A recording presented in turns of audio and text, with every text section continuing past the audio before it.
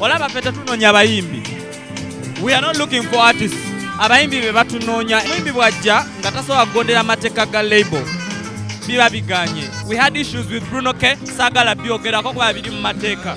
Bwe nkola ekyange n'otakola kikyo nokkirira tekiba tekinkwatako. I've done my job. Abayimbi nga mbadde mbayisa bubi banajja. Tetulina gwe tuyisiza bubi. Namubawo emitwalo ebiri. Anti z'oba okoze ate tukole tutya. Lunaku olwaleero tuli waweeru era nga nsanze abasajja bano ababiri bonna banyumye bakubye kooti za bbeeyi tetujja gaana. Abasajja abakwasaganya black market. Owaye osheni oli yange. Ndikiriya. Olunaku nasemba okulaba emu abasajja abaali abagenyi abakulu ku pate ya Zali Kololo yagala. Nenda sebo awo embeera ebiseera ebisinga ku Sande ku Palo of Africa. Kweli? Wembeera. Embuzeeko ku muganda wange ono omuganda. Sebo, ndi bulungi sebo. Bulungi sebo nsanyusa okulaba. Nange wendi. Nkolaganayo ne Judith Ade eri etya. So Judith has been my friend for 6 years. Ocean I'm introducing her because they've been friends like I don't know since when. Yeah, so Ocean introduced Judith to us and Judith has a big network. So abantu nga bali mu entertainment and media oba wetaaga okuba close with them. So tuzemu celebrating her birthday.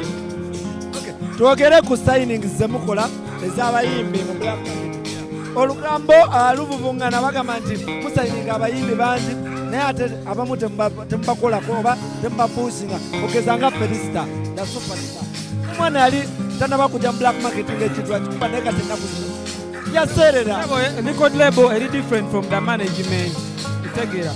Felista alina over 10 songs ezijja and we are going to release them like in 2 weeks.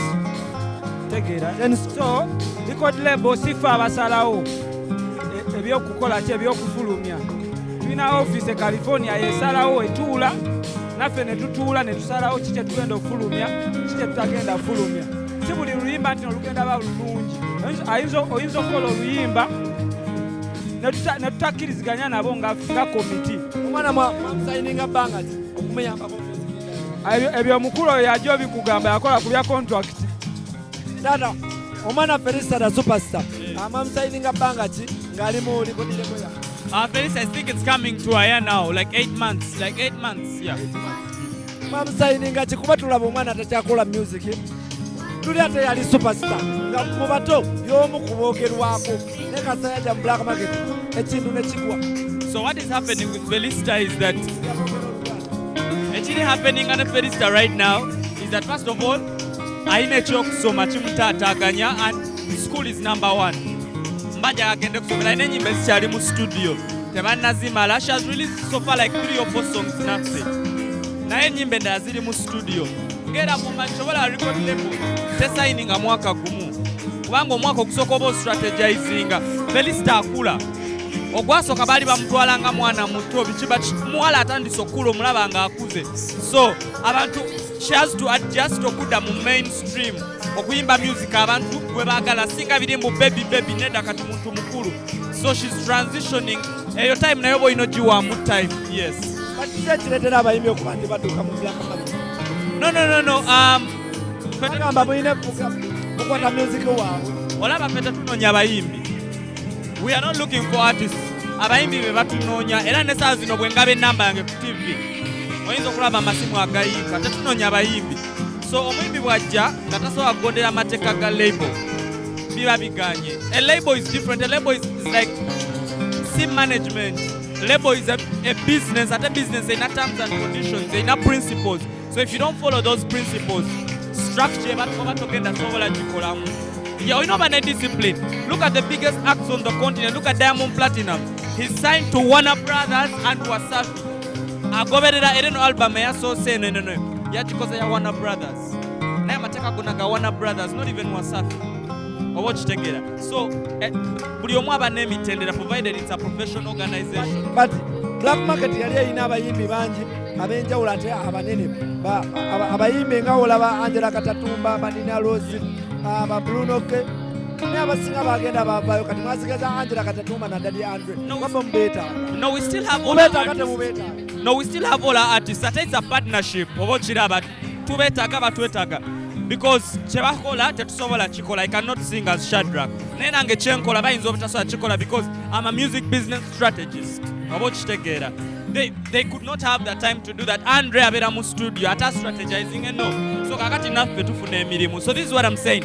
All our artists are still there. From Daddy Andre, Nina Rose, Angela Karatumba. We now have Kenneth Mugabi who is doing really well. Felista is around. We had issues with Bruno K. Sagala Okutwogerako abiri mu mateeka. Mukama wange Ocean. Abayimbi lwaki batuuka nnyo mu Black Market? Teri muyimbi yali atuuseemu. Bruno K yavaayo. Nina Rose yavaayo.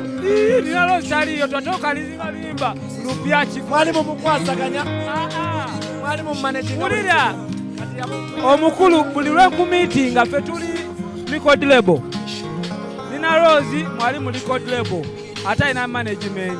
Ompulira otegeera record label yanjawulo ku management. Omuyimbi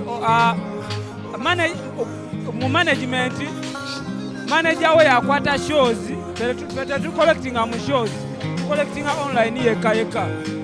Lwaki abantu balowooza nti Black Market yajja kwonona industry ya Uganda? Bantu ki? Abayimbi bajamikaliza.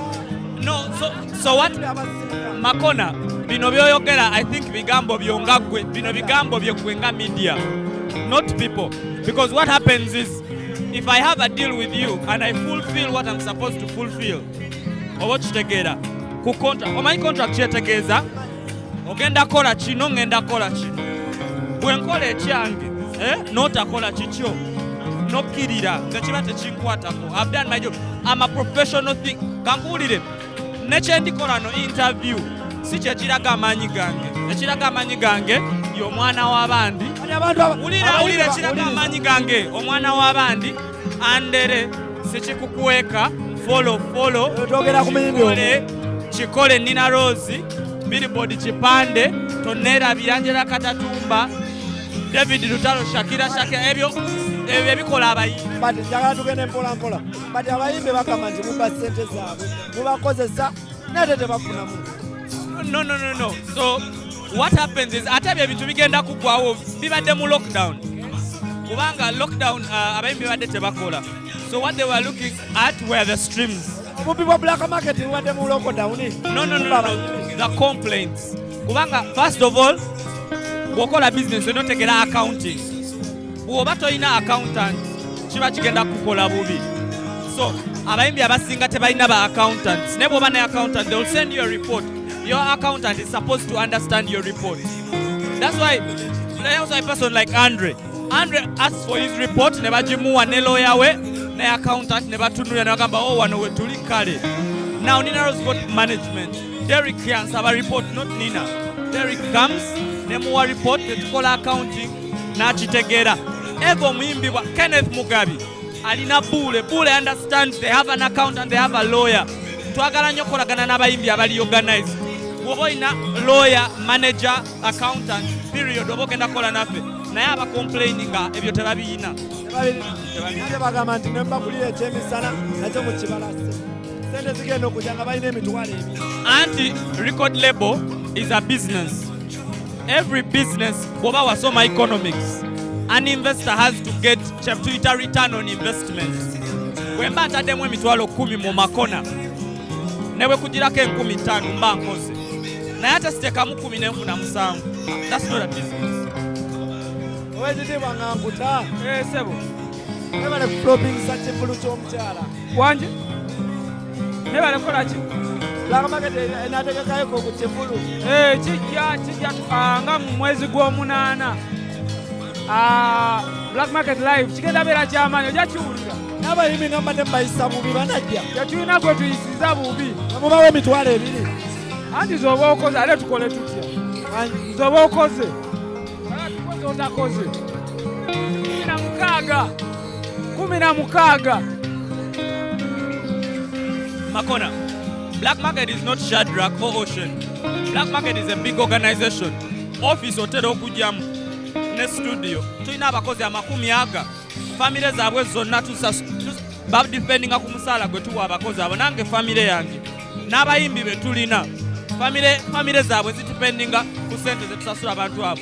Kyekimu ne Kenya tuli mu nsi over ensi 15 tusasula staff tusasula abayimbi so bw'ova eno kyogera bugezi mbu black market oba kyoyogera tokimanyi